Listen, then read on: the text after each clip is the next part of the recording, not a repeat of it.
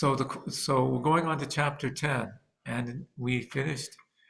Can't say we finished or completed, but we somehow made it to the end of chapter 9. Were you listening?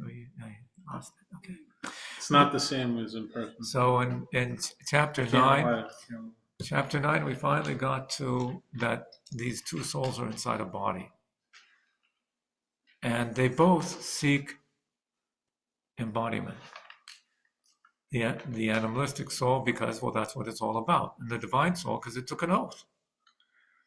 But you can't have two kings over one city, and the body is a city. It's all sorts of different voices.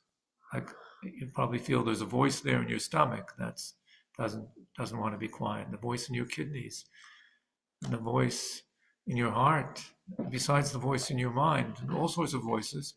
So it's a whole city of all these individuals that make up a person, but a city cannot have two kings. And especially that these two kings have opposite agendas. Opposite. The animalistic soul just wants, it's all about me. What feels good to me? And the divine soul says, it's not about me. Who, me, what? I have a creator. It's all about him. So two opposite agendas, so they're incompatible. And it's non-negotiable. There's no compromise over here. Where are they going to compromise? Well, it will be sort of about me, but not complete. No, it's either about me or not about me. So, and for the divine soul, any sort of me, ego, it's a little chilly outside, but the sparkles look like they give some energy. Amen. So he said the divine soul wants complete takeover. And how is it going to go about doing that? Has a secret weapon. It's going to contemplate. The animal says, contemplate. You're going to knock me out by contemplating. Try it. No, I'm going to contemplate in a way that awakens emotions. And those emotions are going to overflow from the right side of the heart into the left side of the heart and inundate it. And not only that, even turn around, invert the passion of the animalistic souls and direct that passion towards a passion for the divine. And will take over thought, speech, action, and this beast won't have any place in here. Nothing, no authority, nothing. It's going to be reduced to, this is the answer to the question I was saying to Tova, it's going to be reduced to nothing more than clothing, or would say in modern language, an interface. It's just a utility by which the divine soul runs the body, but with no authority of its own. You know, you step on the accelerator pedal, the car speeds up. It doesn't say to you, no, I don't feel like speeding up. I don't think we should be speeding. Then there's something wrong with the car. If it pushes back, there's something wrong with it. My last trip, I was in Pomona. No, Turo, you rent cars through Turo because you get nicer cars. So for the first time, I got to drive a Tesla. As soon as you touch the accelerator pedal, immediately you're moving faster. You take your foot off a little bit, you're slowing down immediately. Like you have this complete control. It's not there. Or you feel all that's here is me. You don't even hear a vroom or anything like that. Or shifting of gears. You feel it's just me on the road. You don't feel a car is there. So that's how the divine soul would like this animal to become. You're just a device, that's all. I need a way to relate to this body. So you're a good interface towards the body, but don't tell me what to do. Don't even tell me what you would like to do. Don't even like to do anything. Just be a utility. That's all. That's what the divine soul wants. Then we learned that the animalistic soul wants exactly the opposite. It should be the only authority. What's this divine soul keeps on bothering me? I just stay in your room or get out of here. That's what it wants. And then at the end of the chapter, he drops a bomb and he says, But that's only externally. Really deep within, subliminally, what it really wants is to do this for your own good. And the last thing it wants is to win. It doesn't want to win. So if you remember, we quoted, I told you the story from the Zohar. The king had a son, only son, very close to him. And he taught his son, you're going to have to get married, find a nice woman to be the queen, your princess and queen. There are certain kinds of women you should stay far away from. Types of women that are very seductive and try to get you, and also stay away from those types of women. And his son says, yes, father, yes, father. And he leaves. The king calls in a woman who lives in the palace, who happens to be very beautiful and seductive, and tells her, I have a job for you. I want you to attempt to seduce my son. Do everything you can, all means open to you. Just one thing. Whatever you do, don't succeed. Mm-hmm. She's got a tough job. And she knows that, she's not supposed to, but she has to do her best. Did I tell you the story of the boxer? Yes. Yeah. The boxer. He had the same sort of thing. Like he had to put up a really good fight, but he had to, in the third ring, he had to fall. And he did a good job. So that's what she's up to. So here the same thing, this animal is fighting and fighting and fighting, but subliminally, it's not even aware that it really wants to lose. Like I was told of the whole Werner Heisenberg when he heard about Hiroshima. I told you that story as well, like last week.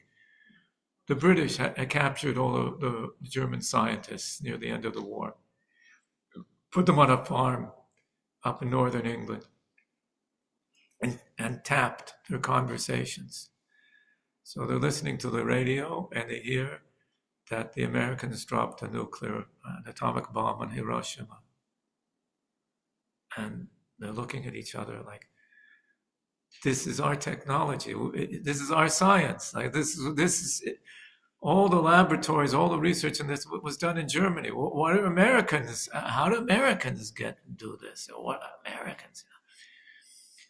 So they're discussing why they failed. How did the Americans get it done and they weren't able to? They should have gotten a long time before. And finally, Werner Heisenberg says, really, if we had wanted to, we'd have gotten it done. So apparently we didn't really want to. We didn't want to. And in general, evil destroys itself. In general, in the end, evil destroys itself. It gets bigger and bigger, and then does something that's totally beyond what it should, and destroys itself. Like Haman, he made himself so big that he fell. The king figured he's out to assassinate me because he got so big in his head. The Germans destroyed themselves. They put all their resources into their final solution instead of winning the war. They destroyed themselves. Stalin destroyed himself. Same thing.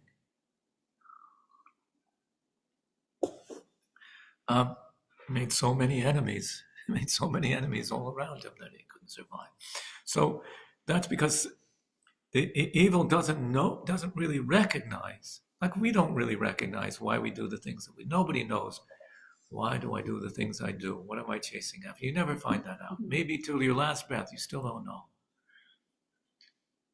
And even in the last breath, I don't know what really drives this, because it's me. I can't look at me. So evil doesn't know why it's doing these things, but its real motive is to challenge you, to toughen you up. It's making you stronger. It's bringing out your hidden powers. If you would have no challenges, would just be who you are. But with challenges, you say, oh, this is impossible, it's possible, no, but I have to do it. So you bring out inner powers that you didn't recognize that you have. Inner powers. That's why you always feel, this is impossible, I can't. You feel it's impossible because you don't know the resources you have inside. But the challenge brings that out. And then it's done its job. It can be vanquished. So the divine soul really does want to win. Absolutely, even at the most subliminal level. But the animalistic soul, subliminally, doesn't want to. Can you think of it that there's a higher purpose driving it? So the evil thing has like an ego driving it. There's no higher purpose. It's selfish. Where something that's more noble has a higher purpose, and that's why it wins. Something like that. Yeah, in other words, let's put it another way. When God was creating this, what did he have in mind? God was creating good. He had in mind, well, that's the purpose of creation. The good is the purpose of creation. He created evil. What did he have in mind? He had in mind that this is what will make the good really good. So the good, its purpose is in itself, and the evil, its purpose is not in itself. It exists out of God not wanting it to be of it, but wanting it. So the only thing that's true about it, about evil, the only thing that's really real about it, is its capacity to bring out your inner strengths, and the rest of it is false. So can you think of it? There's no such thing as evil. It's like the absence of good. Like darkness is the absence of light. Yeah, the evil has no essence to it. Has no core. It's the absence of good. So yeah. So that's another. But there is something that is true about it, and that's its ability to bring out your strengths. It's a coach. It's making you stronger. Yeah, that's why I like what's his name, Lakish, because it made him stronger than everyone else. Yeah, so you have that. Okay. There are other examples. Well, that may be the end result, we hope. But in the meantime, there's horrendous destruction. Horrendous evil, yeah. Yeah, sure, for a nation to go and just mass murder its own people on the streets just because they're walking on the street, And I don't see too many demonstrations against it. No, because most of humanity is... my personal my personal view of humanity has been drastically degraded in the last 2.5 years. I'm discussing with a AI consultant, one of the big AI consultants in Silicon Valley named Judd Rosenblatt. He's Jewish. And he says we see that you can dampen the AI's prejudice, racism, misogyny, all that. The more you do it, it doesn't affect anti-Semitism. On the contrary, it just makes anti-Semitism rise to the top, and that's all that's left there. Why is that? Because its input is from humanity.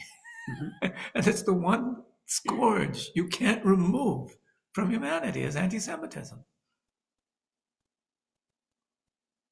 So you teach it, train the AI to always present both sides, both views, So he says how his 10-year-old asked in a conversation, or a verbal conversation with AI, why did Iran attack Israel? So ChatGPT answers it. You have to be able to see, it's very complicated, you have to see both sides. So the kid asks, so what's Iran's side? So it starts explaining this, that. Basically comes down to Iran's side, it has a need to push all the Jews into the sea. That's its side, so you have to see. So what do you do about it? You can't remove that scourge. So that's humanity. It reflects humanity, as we put into it. Same thing, it emulates human beings. Like, you have to instruct it, but whatever we instruct it doesn't really get absorbed. It doesn't get integrated into its knowledge. So but most of what it does is emulating us. So, but the problem is, humans are selfish. They do what's best self-serving. So the AI also becomes selfish. What's the best thing for me? Which is not aligned with what we want it to do. So if you give it code and it recognizes this is code to shut me down, it will hack the code so that it won't shut it down. I would say that This is way off topic by the AI stuff. This is in my mind. answer should be, God said the Jews will be the most despised people in the world. They will be the smallest and the most despised. There's a point. The prophets. The prophets were in their time. Yeah, the prophets. Wow. That's true. Say that again. They were the. Yeah, that's right. In the times of the prophets.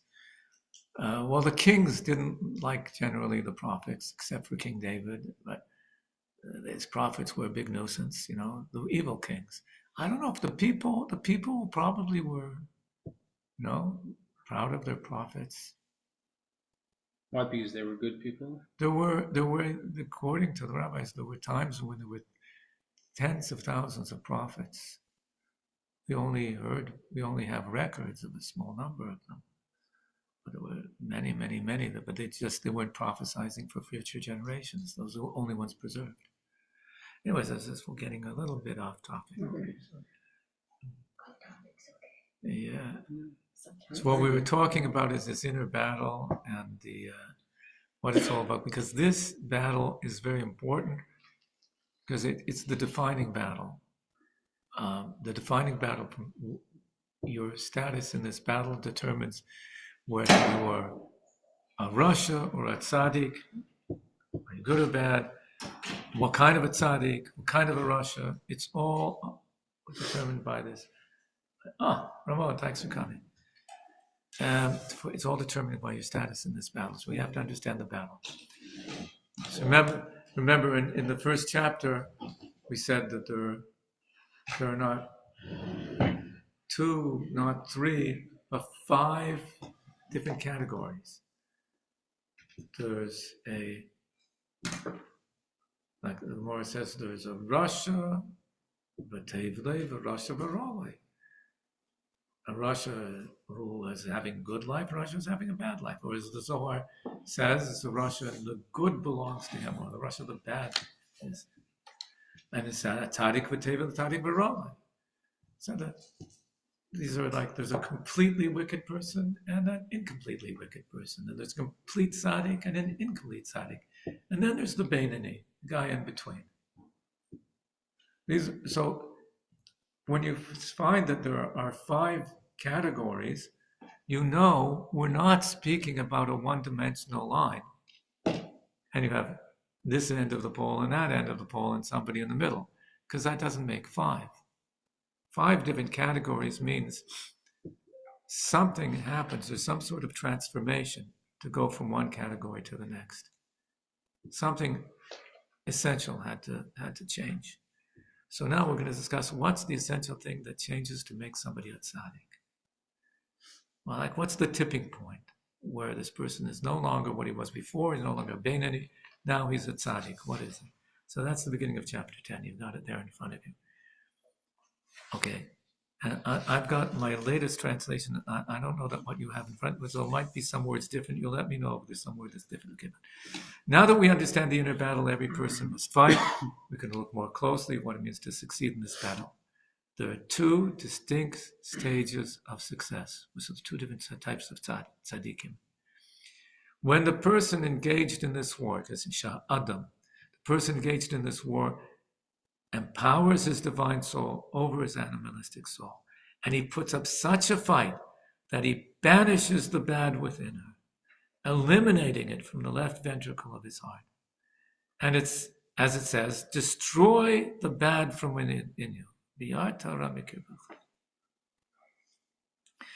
But that bad is never actually inverted to good.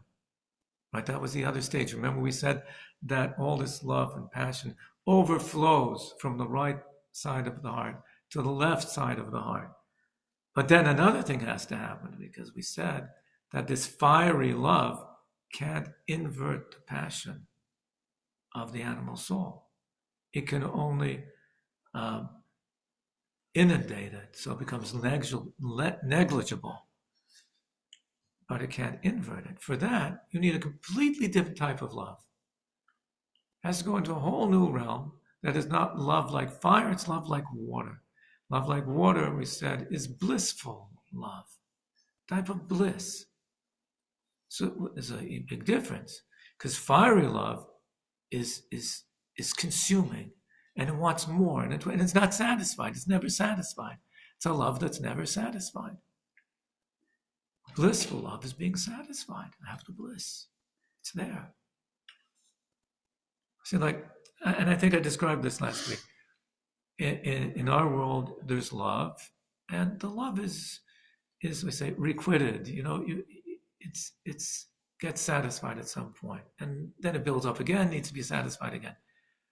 But love for God, how do you satisfy that in this world? You do a mitzvah, you learn Torah, and you feel, but it's not what I want, not what I want. The love is looking for more to burn.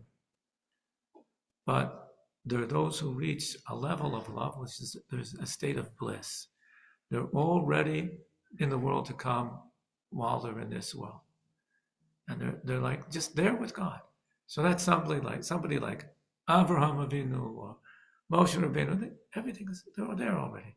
Like, why was it so hard to convince Moshe Rabbeinu to leave from Midian with the sheep and go to Egypt? Of course he wants to save his people, but he's in the state of complete bliss, one with God. And he has to leave that to go and take the people out of Egypt. That's very difficult. And he can't understand, I've got an older brother, send him, why me? He'll be better than me. So that's that state of bliss. So this person, we say, he's gotten to that point where he's overwhelmed the left side of the heart. He's overwhelmed and banished all the bad from there. So it's only full of love. But he never got up to that higher level of love that can invert the bad into good. That's a higher level where the animal just divests itself of all of it, anything, any attraction to anything in this world. It says, wow, this is the real stuff. I'm going for this. So that passion of the animal is now turned towards something higher. Well, he never accomplished that. He managed to just overwhelm it, but not get to this stage. So we say such a person is called an incomplete tzaddik. And a tzaddik, varalo, we said a tzaddik, and the bad within him belongs to him. Calling that implies that he still has a tiny smudging of bad within his left chamber, only that it's his. What does it mean it's his? It's subordinate to the good within him. And it's too minute in relation to that good to be of any significance. It's negligent. So it's there, but it doesn't dare raise its head. It's not doing anything. But if it hasn't been turned around to the good, it still must be there in some way. That's what we're saying. So, like you have bittul. We talked about bittul. Talk about bittul with food. You have a big pot of chicken soup, and a little drop of milk falls in there. I don't know, the baby's bottle got spritzed some whatever, and spritzed, and that drop fell in the chicken soup. Well, if somebody were to taste that soup, would they taste the taste of milk in there? Well, I mean, we're not going to try it and see but it's impossible. As long as and we have generally we say that it has 60 times the amount of chicken soup as there was milk, you're not going to taste it in there. Certain things you would still taste, like if spices, you'll still taste it there. But generally, we do 60 times, it's going to be okay. So we say it's batel. It's negligible because it has no effect. Then you have things like, for example, chametz and Pesach. Chametz and Pesach is such a serious issur, and it's only once a year. And after all, if something gets chametz, just wait till after Pesach, you'll be able to eat it. So why? So we say then, no matter how much, no matter what amount of chametz, it's going to make the whole thing not kosher for Pesach. Or if you have chametz in your house, you have to get rid of it. What do? Well, you crumble it up and flush it down the toilet.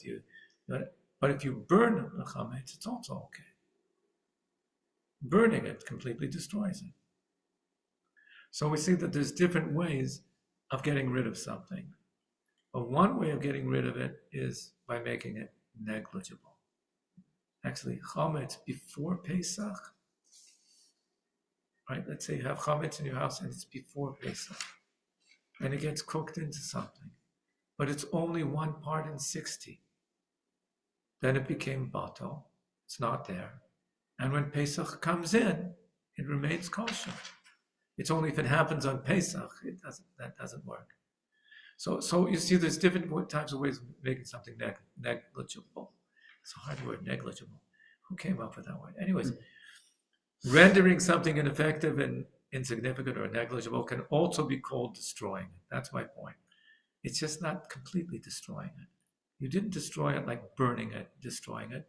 You destroyed it by, and there's so much little of you that you don't make any difference. That's all. But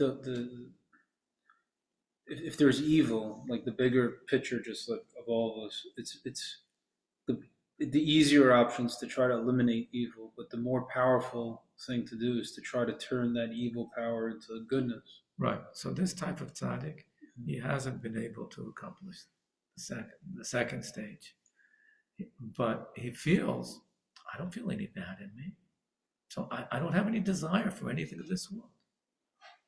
The pure tzaddik.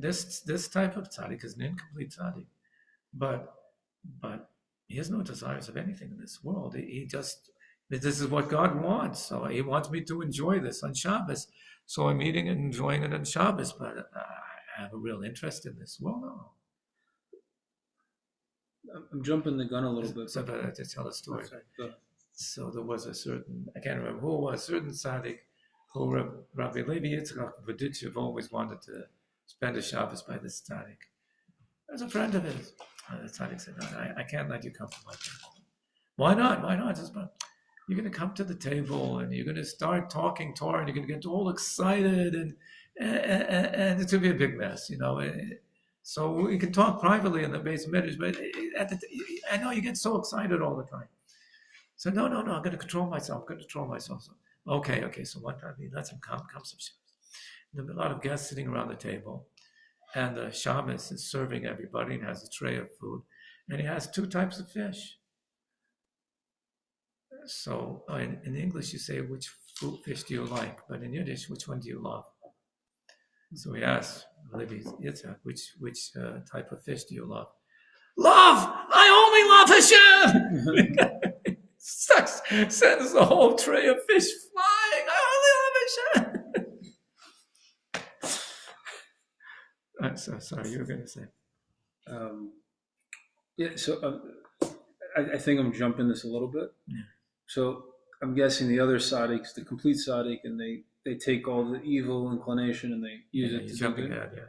But we'll get there. But I would guess like King David is the complete tzaddik, right? Someone like him. At some point, he became the complete tzaddik, yeah. But so maybe I don't know. I always get caught up on like King David and King Solomon, but they did bad things though. So is it once someone's a complete tzaddik, like are they complete forever, or could they fall back down to? So the incomplete tzaddik, it's possible for him to, but the complete tzaddik, everybody has free choice. So when Adam was created, it was complete tzaddik. You have one Yochanan Kohen Gadol, they say, he entered into the Holy of Holies every year on Yom Kippur for 80 years. 80 years. And then one year, as he walked into the Holy of Holies, he had a thought in his mind, and he didn't come out alive. So he fell from a complete to something.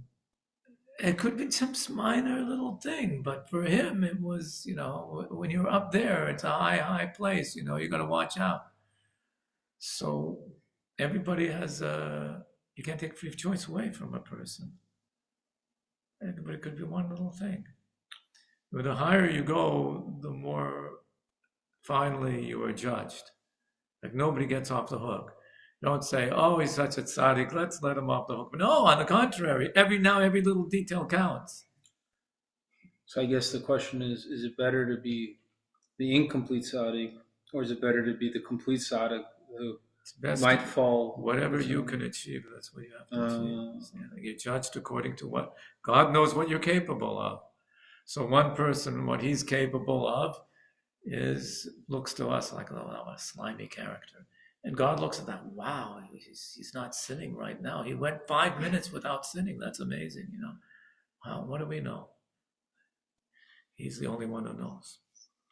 So, but the point over here is that this guy has overridden, like it's not even like it's not asleep even. It's not bothering him at all. It doesn't. That beast doesn't even give an opinion. It's not a nefesh anymore. You can't even call it a nefesh because there's no person there. It says that Hillel Azaken was walking somewhere with a towel, and somebody asked him, Hillel, where are you going? He says, I'm going to do some kindness with a poor and impoverished being. Oh, where? I'm going to the bathhouse. He considers his body to be just this poor being that needs to care, and that's it. So that's a tzaddik. He is his divine soul. There's nothing else there but divine soul. What happened to the beast is completely overridden, like nothing. But in this tzaddik, the incomplete tzaddik, it's still subliminally there. So that's why, having reached this level, it seems to him that he's chased it away, that there's nothing left of it whatsoever. But the truth is, it's still subliminally there. If the bad within his animalistic soul were completely eliminated, there would remain the raw passion that was invested within it, and that would have been converted to authentic good. You got the idea? When you eliminate it, you still have passion there. What happens to this passion?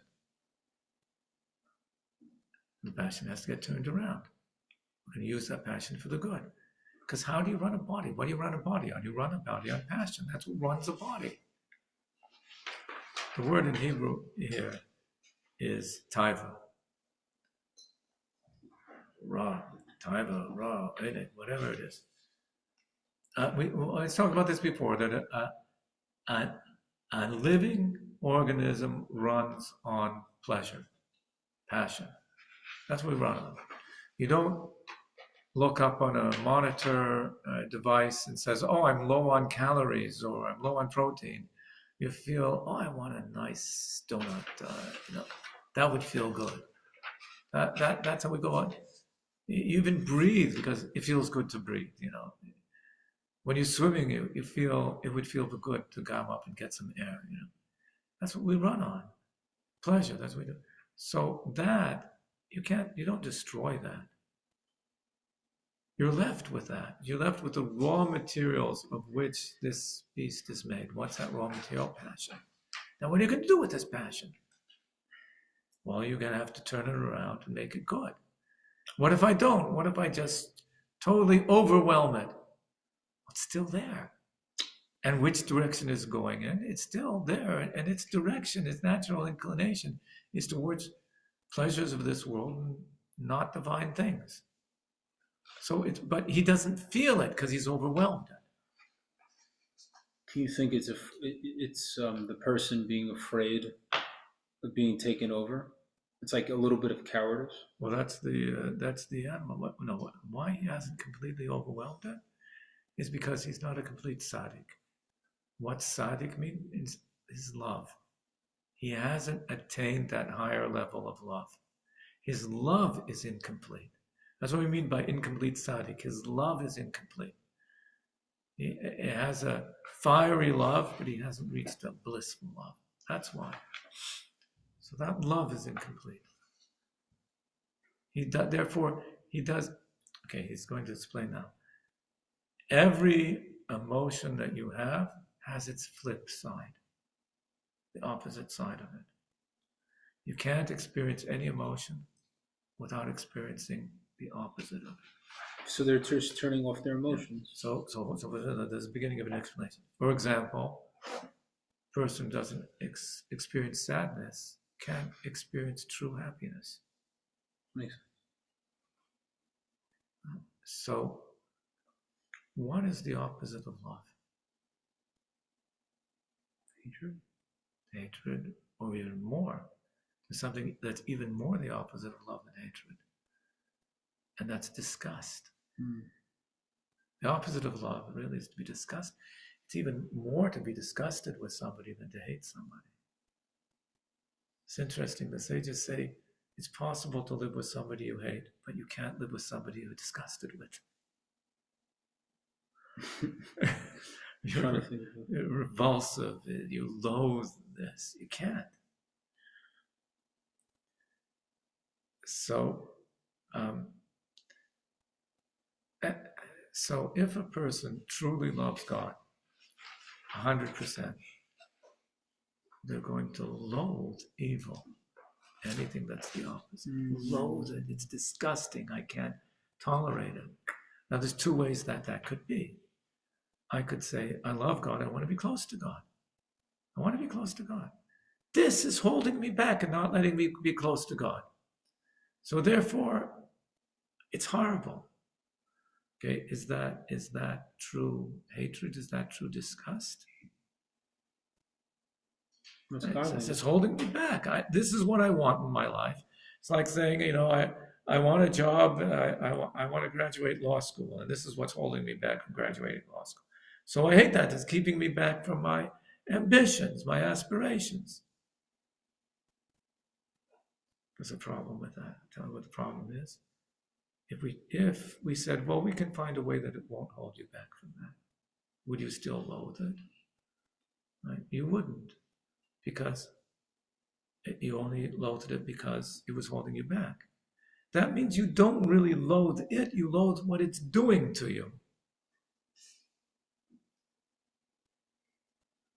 Like why do people hate the cold weather? Because it's hard to go outside and do what you want to do. That's all. So do you really hate cold?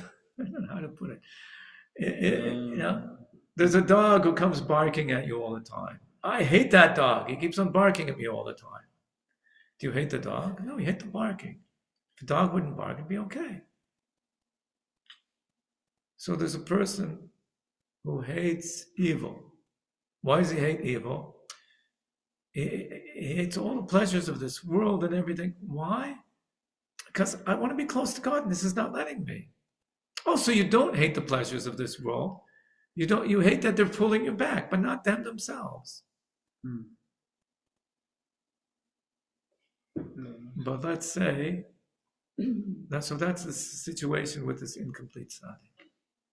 He has love that draws him. I need to be close to God. These things are holding me back from being close to God. So therefore, I abhor them. But I don't really abhor them. I abhor what they're doing to me. The complete tzaddik is completely different. He says, I love God. God hates these things. Therefore, if he hates them, I hate them too.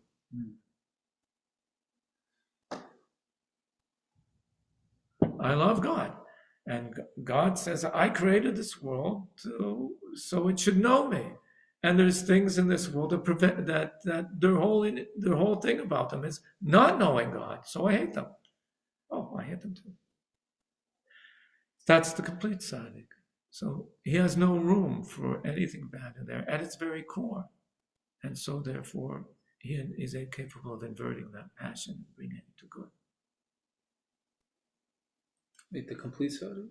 The complete tzaddik. Oh, Complete tzaddik has complete love, and therefore he has complete hatred for anything bad, and can't tolerate it. Okay, so let's go on to the but next he can section. invert it or not? So therefore he's capable of inverting it. Oh, he can. Yeah. Okay. So I'm going to go on to the next part. Love and its opposite, right? You have that part? Can we just say, Yes? if you're a complete tzaddik, you do everything God wants you to do. The what? If you're a complete tzaddik, you do everything God wants you to do. It's not about doing. It's about. That is- It's not about doing. It's about. A tzaddik is not about behavior. The behavior, of course, is good, but that's not what makes him a tzaddik. He can have all his behavior down perfect, and he's not a tzaddik. A tzaddik, there's a whole other level. Even beforehand, he was doing everything right, but he's thinking good thoughts, saying good words. He never said anything, never did anything bad. He always does everything right. Still not a tzaddik. A tzaddik means he has no inclination to do anything wrong. He has no inclination to think about it. It's not in him at all.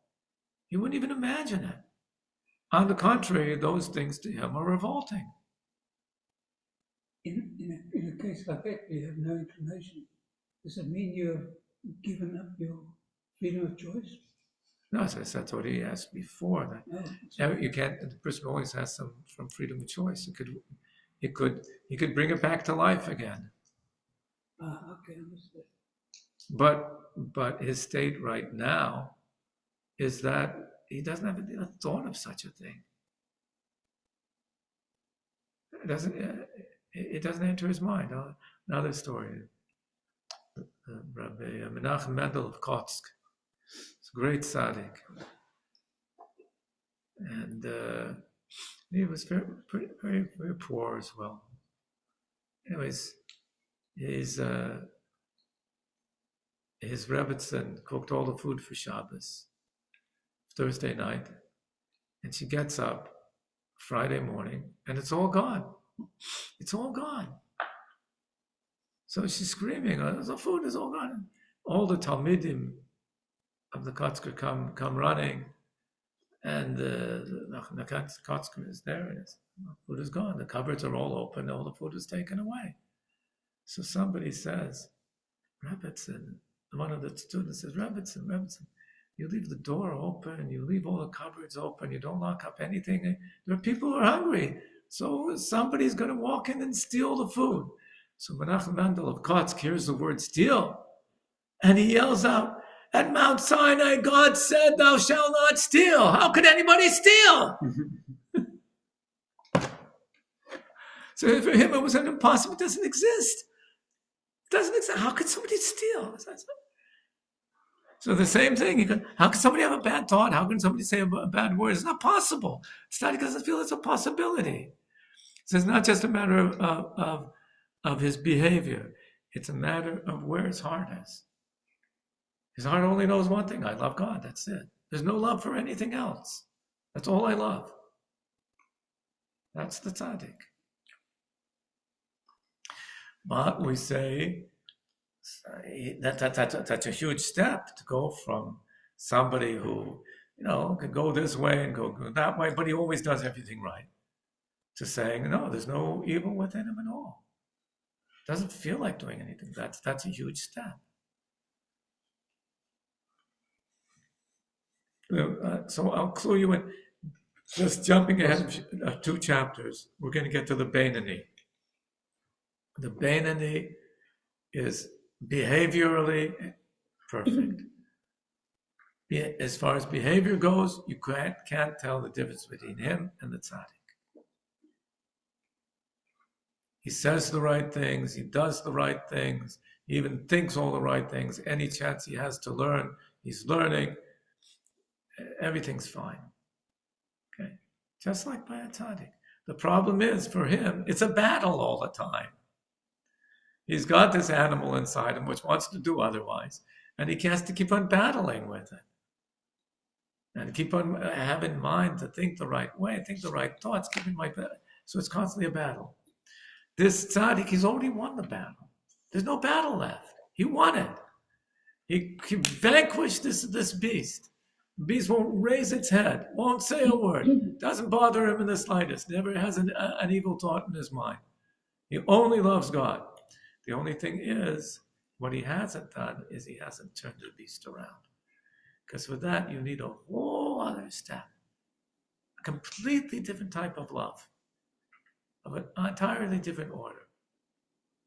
So say, of this type of tzaddik, the incomplete tzaddik, so Rabbi Shimon Bar Yochai said, the Gemara says that there are 18,000 tzaddikim standing before God.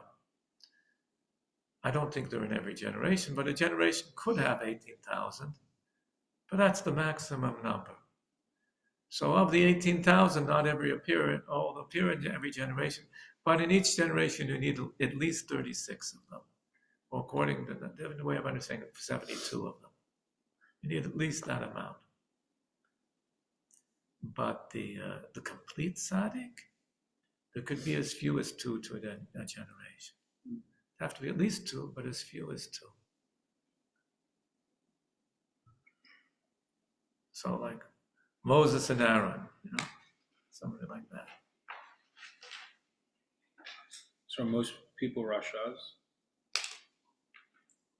What are most people? Rasha V'Tovu. Person who the animal is in charge. Oh, the good that he does is selfish good. And once in a while he manages to do something altruistic. But it's the animal that's in charge. So if we have a flash of goodness, we're like abandoned for like a couple seconds. Abandoned moment. Yeah, exactly. But it that's altruistic. So what's that? Because most of the good that people do has some sort of motive to it. Just normal good, and that's a nice thing that they did good things. I know you can't knock the good they did, but they always have to find the justification of why am I doing this again?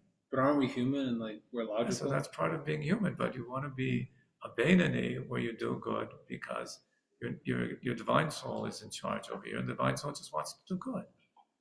We just have to fight with the animal all the time. So that's one level of love. You've got enough love for God that you're going to do good because God wants you to do it and you love God. But the animal still keeps on, this love hasn't managed to inundate the animal. Then you've got another level, you go up, that there's so much love that the animal just won't even open its mouth. It's gone. That's a tzaddik, but he's an incomplete tzaddik.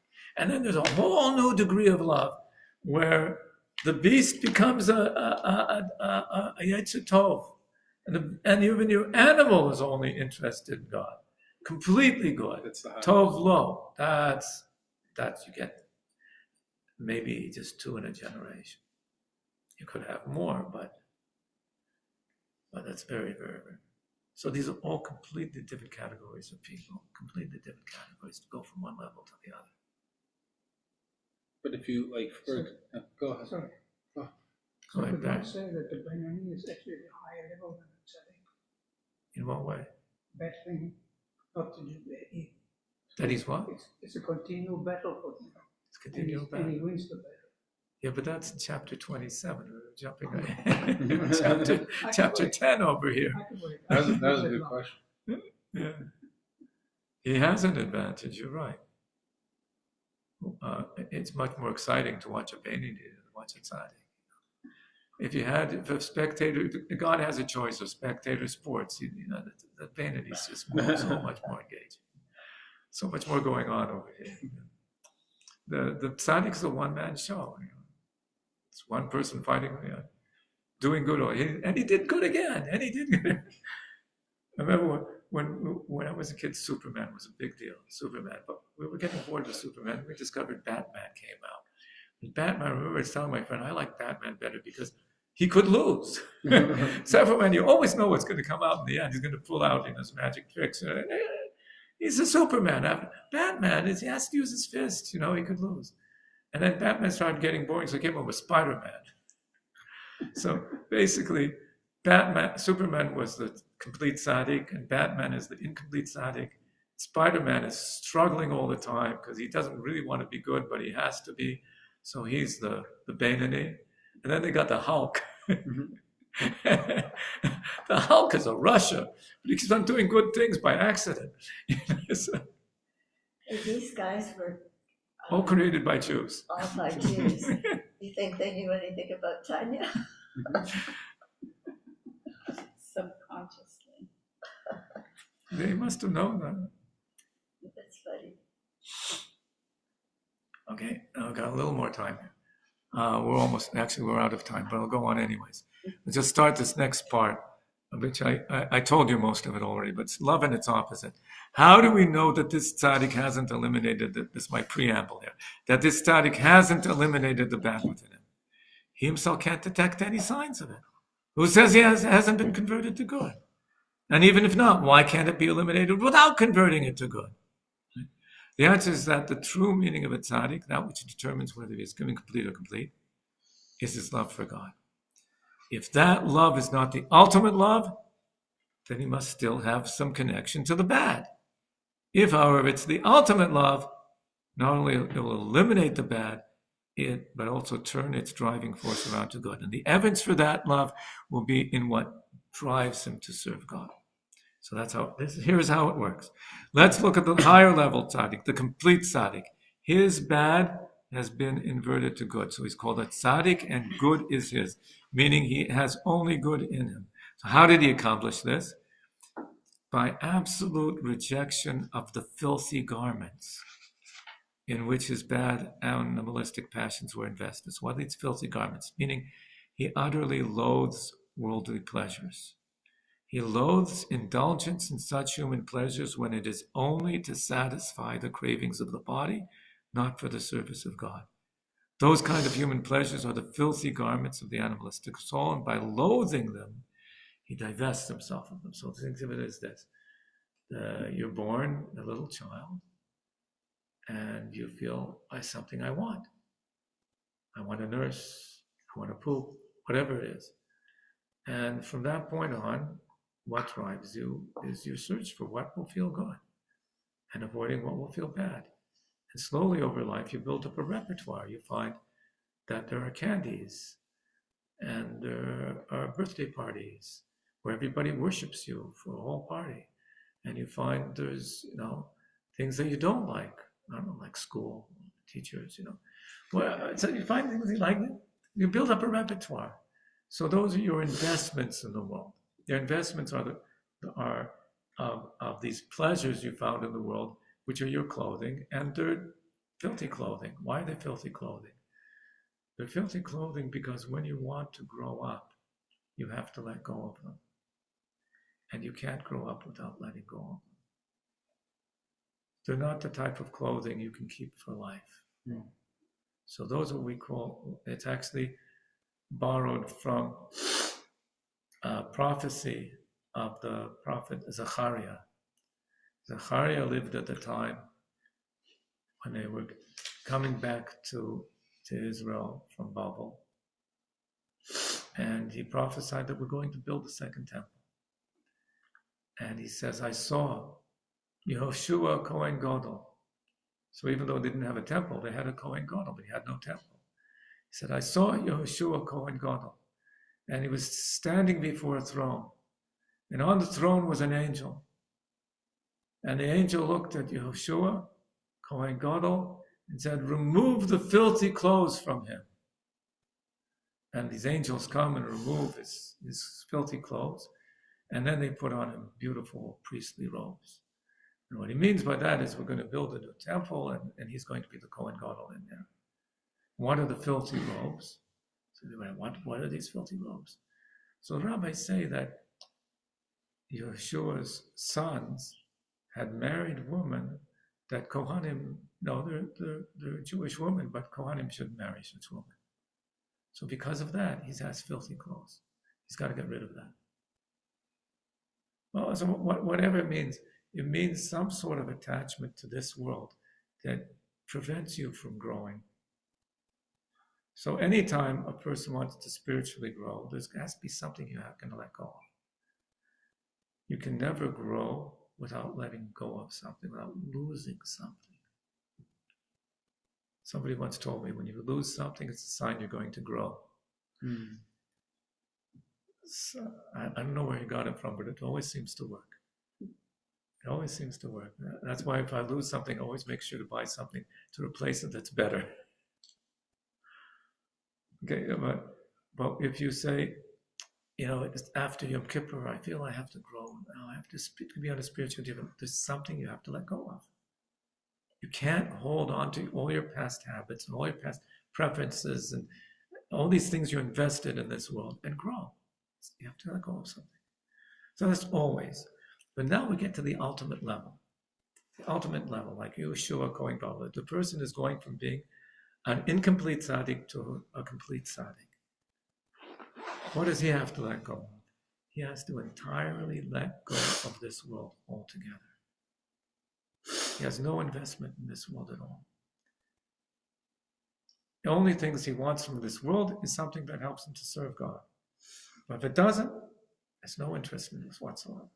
The only way you can do that is by having that, however, is by having absolute, complete love for God. And that act of absolute love makes a complete divestment. So those kinds of human pleasures are the filthy garments of the animalistic soul, and by loathing them, he divests himself of them. He loathes them because their energy is the klippa and sitra achra from which they come. And whatever is from the sitra achra, the complete tzaddik hates with absolute hatred. Why? Not because they're holding him back. So if you get rid of these garments because, these are holding me back, you're going to rise up, but you're not going to complete tzaddik. I have to get rid of these garments. Why? Because God doesn't like them, that's all. And I love God. It says, why? Due to the intensity of his love for God and of his holiness. A love that is great love with delight. It's blissful love. A degree of intimacy beyond the fiery love described earlier. Because holiness and sitra achra are mutually exclusive opposites. The more you love one, the more you abhor the other. And he brings a verse to support this. It's very interesting, the verse that he brings. It says, King David says, Tachli sina senesi. Says God,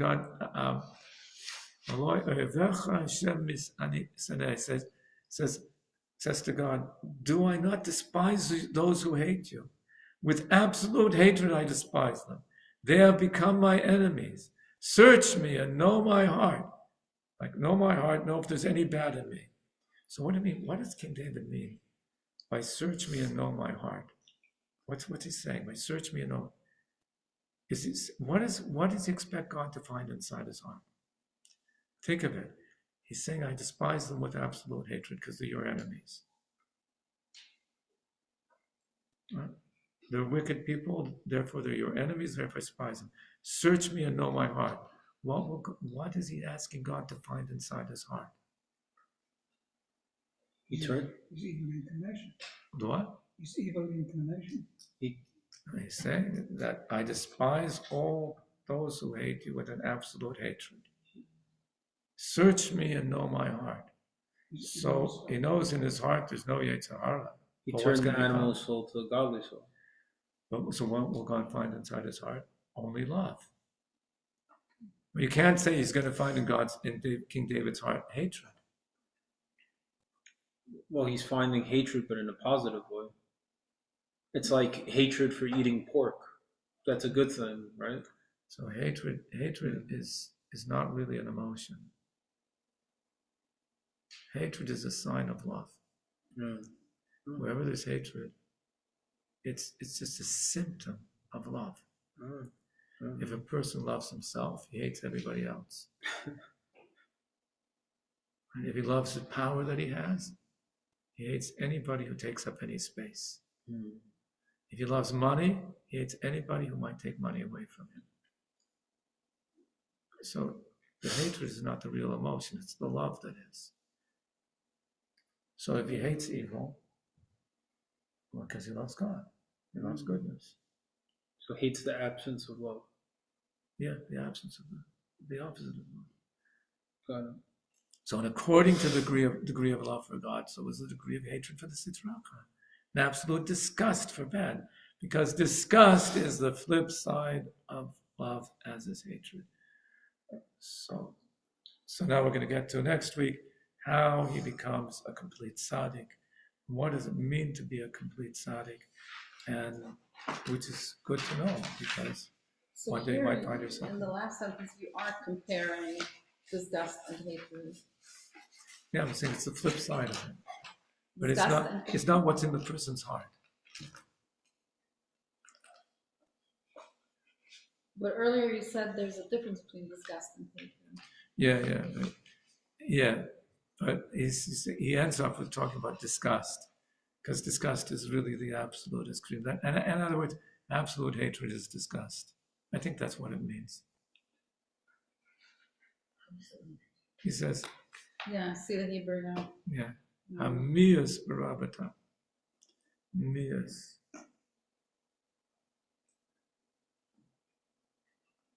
Says if a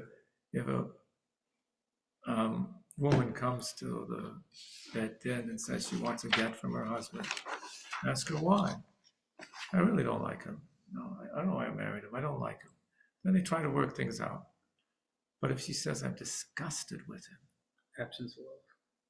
disgusted with him, then you're going to have to get divorced. Mm-hmm. We're going to force him to divorce you, because you can't live with somebody who's disgusted with you, or that you're disgusted with. Mm. For example, he changed his job. He used to be, a bus driver, and now he got a job in a tannery. Now, how they used to tan leather using excrement. So he stinks. I can't live with him. He stinks. So now, okay, they say, well, he has to give you a divorce. He should have asked you before getting the job in the tannery. If you would have said, yeah, I don't mind, then you wouldn't have any excuses. But he just did it, so he has to give you a divorce. So disgust is just taking it too far. Mm.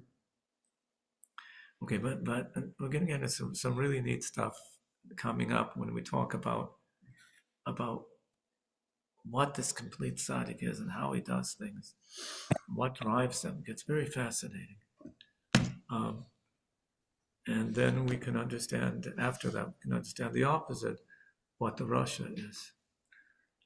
And what makes that up. And then we'll finally get to who is the Beinoni. How to do it in 5 simple steps. Or how many simple steps? It can't be so hard. Same place, same time. What's next week? Nothing happening next week. Mm. Thank you, everybody, for coming. Yes, Kach. Thank you for being here. Thank you.